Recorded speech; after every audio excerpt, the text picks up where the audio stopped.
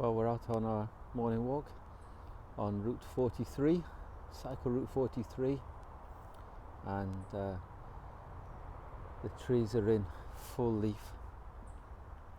what you call the height of summer, and someone has been ripping up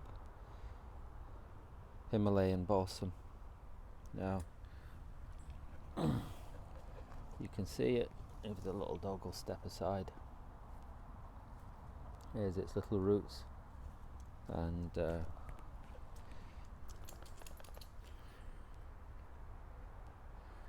someone's been ripping them up from the roots and trying to make a difference in controlling it.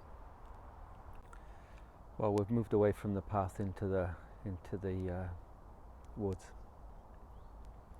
The problem with Himalayan balsam, it was introduced by Victorians who wanted a orchid-like plant, and they saw this lovely plant and they thought, oh, this is like a jewel. They called it the jewel plant. But the problem with it is that it migrates towards rivers, it loves wet ground, and then it takes over the riverbanks. But as you saw from that ripped up plant, it has very shallow roots, and so having taken over the riverbank, when the heavy rains come and the rivers swell and there's floods, the roots are not strong enough to hold the riverbanks together, and so the plant is washed away, and so are the riverbanks. So it causes a great deal of erosion on riverbanks, and that's its great danger. Also, it has no natural predators here in the UK, and so in the north of India there were beasts and there were bugs that would eat it, but here it seems to be taking over, and someone is doing their best to eradicate it, but it kind of seems to me to be a little bit futile.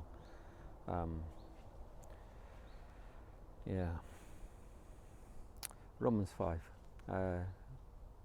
Paul writes this: you see, at just the right time, while we were still powerless, Christ died for the ungodly.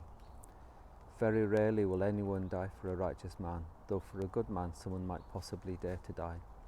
But God demonstrated his own love for us in this: while we were still sinners, Christ died for us.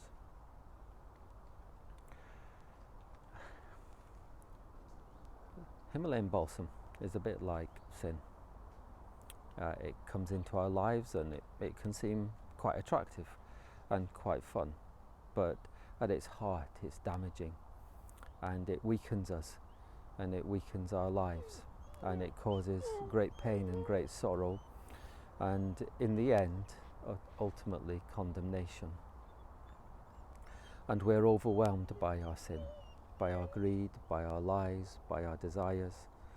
We're overwhelmed by them, and we can pick at them like that person was picking at the Himalayan balsam. We can pick here and pick there, but actually the bigger problem is beyond our powers, and we need someone to come in and help us and save us and deal with sin. So while we were still sinners, Christ came. While we were still in rebellion against God, Christ came and he died for us to deal with the sin in our lives. He is the antidote to sin, and it was beyond us but not beyond him. What would be required to remove Himalayan balsam from Wales? Well, if it could be done, it would require millions and millions of pounds, and it would require the will of the government. Those are not there, and so it will remain. What would it take to remove sin from our lives? Well, nothing that we have and no resources that we have, only the resources of God, and he gave them in Jesus Christ.